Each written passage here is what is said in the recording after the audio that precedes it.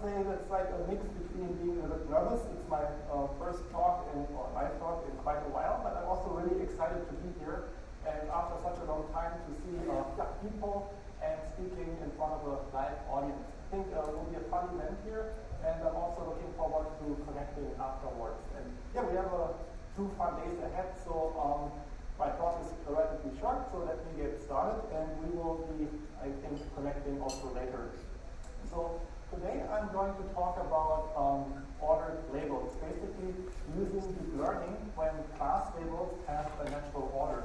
And I think that's a very important and interesting problem because, in fact, many real-world applications that we work with come with such type of ordered information. So, for example, here we have Amazon customer reviews, like 1, 2, 3, 4, 5 stars. We have credit risk ratings, for example, assessing the damage of buildings or other types of structures.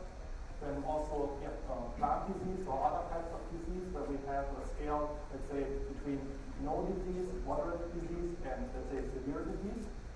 And also the popular Likert scale for customer satisfaction, where we have something between, let's say, not satisfied at all to totally satisfied and happy.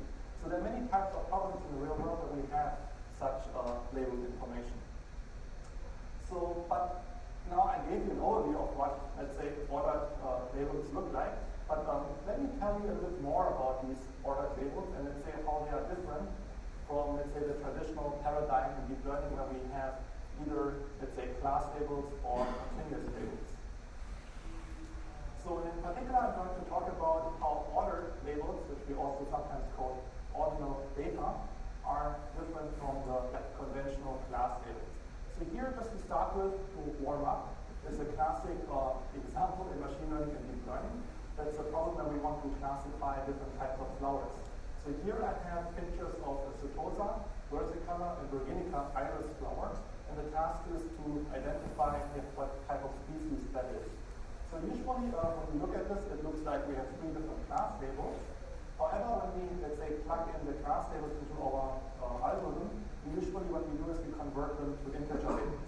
So we usually can start at 0, but here in this example, we may assign the class label 1 to setosa, class label 2 to versicolor, and 3 to virginica. So it kind of looks like we have an order, but in fact, all the flowers are still independent. So we can't really say, let's say that setosa is less than versicolor. It doesn't really make sense. I mean, on the numeric scale, it looks like that, but they're still very independent types of classes here. So in contrast, we have regression problems where we have something, let's say, like 1 ice cream scoop, 2 ice cream scoops, and 3 ice cream scoops. And we can say that 1 ice cream scoop is less than 2, and 2 ice cream scoops is less than 3. And we can also define values in between. We can say we have 1.7 ice cream scoops or 1.8. And also what's interesting about that is that the distances are identical. So we can say the difference between 1 and 2 ice cream scoops is the same as the distance between 2 and 3 ice cream scoops. So now, here's where the interesting part now comes in, the ordinal regression or ordinal classification part. So here I just picked randomly 3 movies that I watched in the past, and I assigned labels to it from this sad face to musical face and happy face. Kind of reflects, let's say, my movie preferences. Hope I'm not offending anyone here, but let's say I assign these labels, and it looks like, okay, this is a classification problem now, where we have 3 labels, and the task is to classify what type of rating I gave which movie. However, then also I can go ahead and assign numbers to it, like I did, let's say, for the regression case or the classification case. But now we have a problem where we have something that looks like class labels, but in addition, we have an ordering. Because I can say that, let's say, happy is more than neutral, and neutral and happy are both more than unhappy. So I have like this natural ordering. However, in contrast to the conventional classification, we have also like arbitrary distances between them. So in regression, we can say the distance between 1 and 2 is the same as the distance between 2 and 3.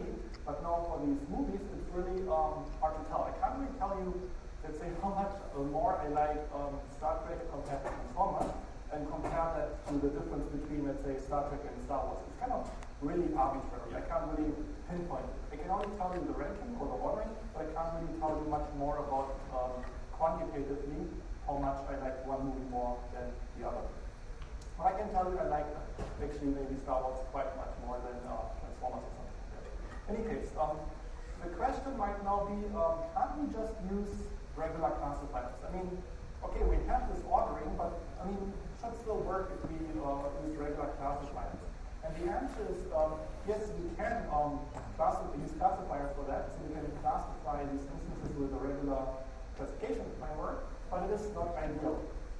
So let me briefly explain to you or show you an example why it's not ideal and how we can improve that. So it's not ideal because a regular classifier, all the wrong predictions look equally wrong. So for example, to give you a hands-on walkthrough, assume that we have a true label that we want to predict, which is this sad face. So this is what we want to predict. Now, the classifier may now make this prediction of the neutral phase, so it's classifying this instance incorrectly, which would be one type of wrong prediction. However, another type of wrong prediction would be predicting this happy phase. And to a regular classifier, if we just use these as class labels, both the neutral phase and this happy phase would be counted as equally wrong. So in both cases, we would incur a loss. And the classifier doesn't really differentiate between making this type of mistake or the other type of mistake. However, in fact, this happy phase prediction should be more wrong than the neutral phase, and that is because it's farther away, right? So if I have a movie that I really don't like and I predict neutral, it's not as wrong as saying I really like this movie. In this case, a regular classifier would not really distinguish between the two, and in practice, we can do much better if we provide this type of information. If we tell the classifier that we can do or how much we are wrong, essentially. But again, the scale is arbitrary. Unlike in regression, I can't really pinpoint, let's say, what the difference between 1 and 2 and 3 and 3 is. I can only tell I'm more wrong than in the other case. So, and yeah, like I mentioned, there are many kinds of real-world applications where this really matters, where we have ordered information. And we can really improve our applications if we take this ordering information into account.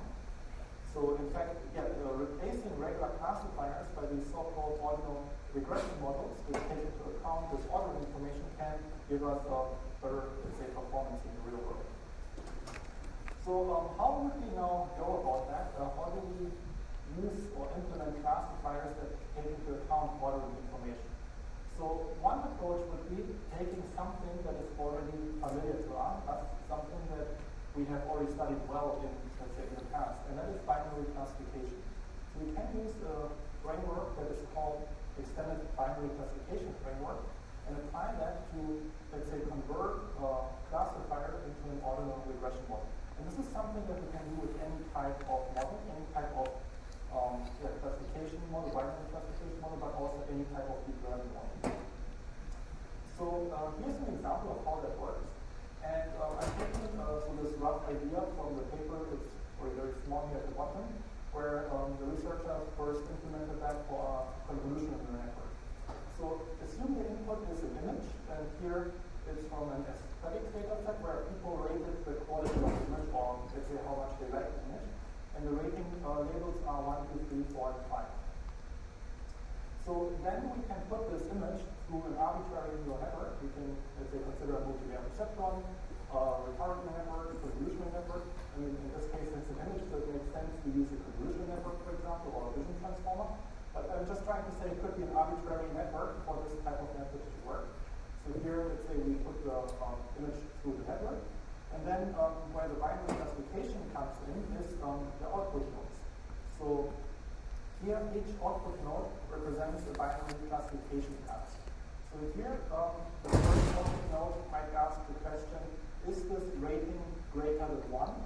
And the answer could be yes or no, which makes this a binary classification task. And then we can extend it to all the other labels. So we have these binary questions, is the rating greater than 1? Is the rating greater than 2, 3, and 4? And notice the image has 5 labels. We don't need the fifth one because if we answer rating is greater than 4 with yes, this would imply 5. So Then, after we have these binary questions in the output layer, we can convert this into the final predicted label by counting the number of yeses. So how often, let's say, the network answered with yes, and then add a 1 to it. So here, if the answers to the prediction is the rating greater than 1 is yes, and the rating is greater than 2 is also yes, we would sum them up, add the 1 to it, and arrive at the predicted label of 3. And this is how we can take any type of network and convert it from a classification network to ordinal regression network. So there's only one little problem with this approach. I mean, it works incredibly well in practice. So if you apply this, you get usually better performance than with a regular classifier when you apply this to an ordered label problem. But this method can suffer from so-called rank inconsistency. What do I mean by rank inconsistency? So what can happen in practice is that when you have something like this where you have prediction with ordered labels, the network might answer rating is greater than 1 with yes, rating is greater than 2 with yes. Then it might answer the rating is not greater than 3, but it is greater than 4. And this is kind of paradoxical, because how can the rating be, let's say, not be greater than 3, but then be greater than 4? It's kind of like a contradiction. And in practice, it still works well. It may arrive at the correct label, but we found out that fixing this rank inconsistency can actually improve predictive performance even more. So we worked on 2 types of methods that were designed to address this rank inconsistency problem. So one method we call CORAL, which stands for consistent rank logics. This was published last year, and the paper should be open access available if you are interested in checking out the details.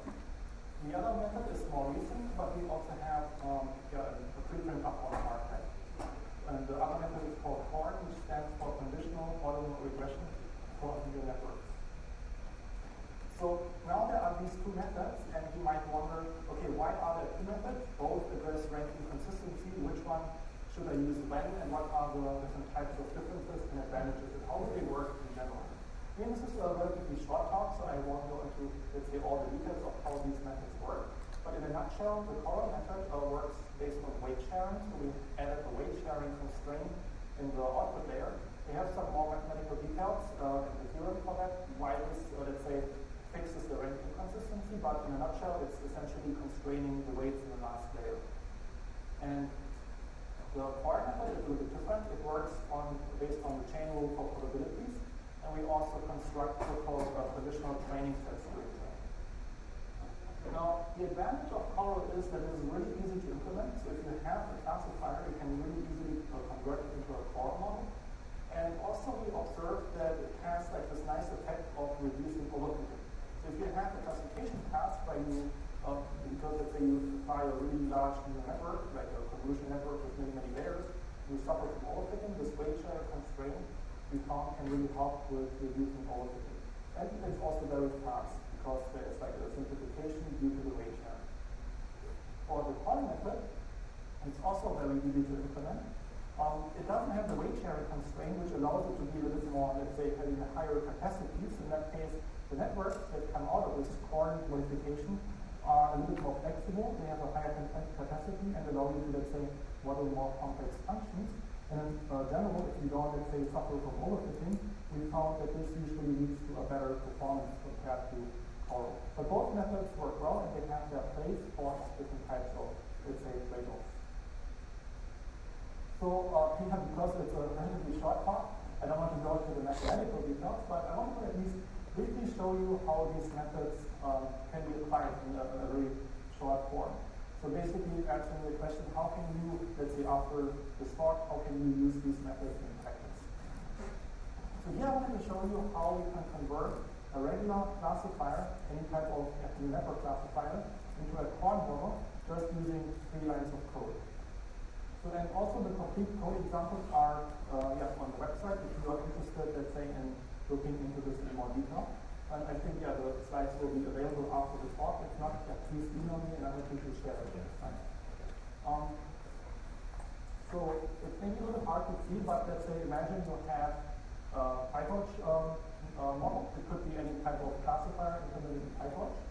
And we have an arbitrary number of hidden layers. It can be fully connected layers and convolutional layers. The only thing that really matters here is the output layer.